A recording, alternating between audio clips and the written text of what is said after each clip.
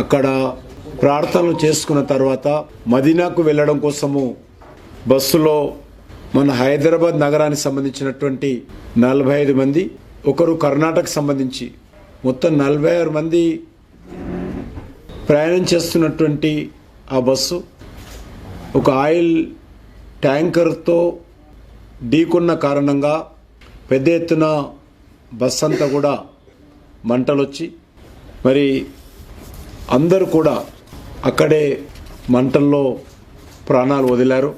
సజీవ దహనం జరిగింది. ముందుగా ఈ సంఘటన పట్ల దిగ్భ్రాంతి వ్యక్తం చేస్తూ ఉన్నాను.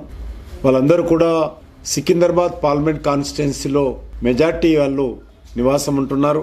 అందులో ఒక కుటుంబానికి సంబంధించి 18 మంది మషర్బాద్ అసెంబ్లీలో ఉంటారు. వారు మృతి చెందడం జరిగింది.